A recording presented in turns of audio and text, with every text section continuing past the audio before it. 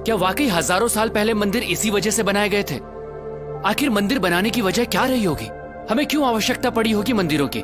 क्यों हमारे इतिहास में ऐसे ऐसे मंदिर बनाए गए जिन्हें बनाने में दशकों लग गए थे?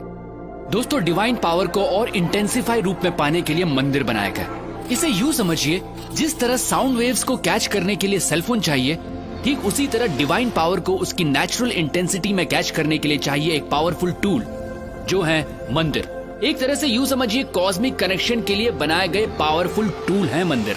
ये एक पॉसिबिलिटी है उस डायमेंशन को छूने की जिससे हम इंसान बने, ये संसार बना, ये ब्रह्मांड बना।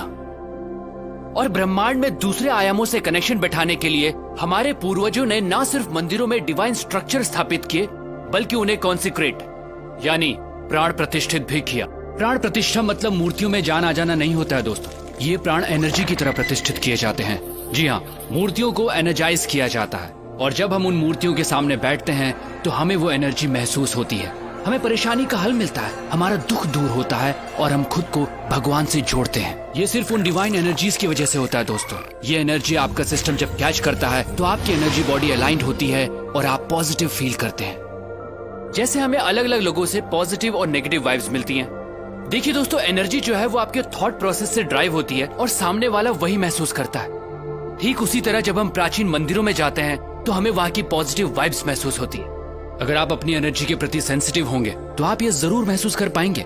कई मंदिरों की एनर्जी ऐसी होती है कि आप अपने आंसू नहीं रोक पाते, आप इमोशनल हो जाते हैं। हो सकता है आप गिल्ट महसूस करें उस काम के लिए जो आपको गलत लगता है। ऐसी जगह आपको मेल्ट करती हैं, आपको लाइट करती हैं, आपको हल्कापन महसूस कराती हैं। दोस्तों, प्राचीन मंदिर ऐसे एनर्जी सेंटर्स थे जो इंसान की डीप ट्रांसफॉर्मेशन के लिए बनाए गए थे। तभी तो मंदिरों में जाने से पहले नहाया जाता था, ताकि आपकी बॉडी उस एनर्जी के लिए और रिसेप्टिव बने। मंदिर कॉस्मोस के साथ अपना कनेक्शन बैठाने की जगह के तौर पर बने थे, जहां आंख बंद करके ब्रह्मांड के आयामों से जुड़ा जाता था। तभी तो आज भी जब हम मंदिर जाते हैं तो कुछ देर आंख बंद करके जरूर बैठते हैं। आप इस दुनिया में कब आए, कब जाएंगे, क्या खाते हैं, क्या कमाते हैं, इससे कोई फर्क नहीं पड़ता। आपको जीवन में कभी ना कभी सोर्स ऑफ क्रिएशन से जुड़ने की जरूरत जरूर महसूस होगी। आप उस एनर्जी को महसूस करना चाहेंगे जिससे आप बने हैं। मंदिर उस मार्ग का द्वार है। हम ये नहीं कहते कि सिर्फ मंदिर जाकर ही ये संभव है दोस्तों। अगर आपके घर में मंदिर जैसा एनवायरमेंट है, कॉन्सिक्रेटेड मूर्ति है, तो आप कॉस्मोस के साथ अपने कनेक्शन को और स्ट्रॉन्ग कर सकते हैं। हमें जितना हो सके इस एनर्जी के पास रहना चाहिए, प्राण प्रतिष्ठित स्थानों पर जाना चाहिए। खासकर 14 साल से कम उम्र वाले बच्चे अगर कॉन्सिक्रेटेड स्पेसेस पर रेगुलरली जाते हैं तो उनकी एडोलेसेंस प्रॉब्लम्स बहुत हद तक अपने आप रिजॉल्व हो जाती हैं।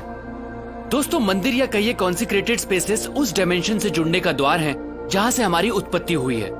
ये एक तरह की टेक्नोलॉजी है जिससे हमारा एनर्जी सिस्टम ऐसे अलाइंड होता है कि हमारा जीवन को देखने का नजरिया ही बदल जाता है। तो अगली बार जब भी किसी मंदिर में जाएं तो वहां की प्राण प्रतिष्ठित मूर्ति और उस कॉन्सिक्रेटेड स्पेस की एनर्जी को अपनी एनर्जी सिस्टम से एक होता जरूर महसूस कीजिएगा।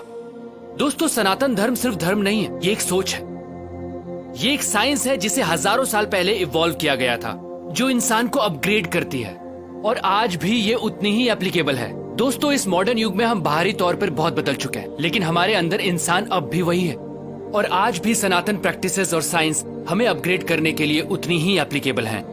सनातन सोच के माध्यम से मैं ऐसी ही चीजें, ऐसी ही साइंस आप तक पहुंचाता रहूंगा। दोस्तों, अगर आपके दिमाग में भी ऐसी ही कुछ प्रैक्टिसेस हैं, साइंस हैं, तो आप मुझसे जरूर शेयर कीजिएगा, क्योंकि हमें लगता है इस वक्त वर्तमान में सनातन सोच की आवश्यकता है, क्योंकि यही हमारा भूत है और यही हमारा भविष्य। प्रणाम।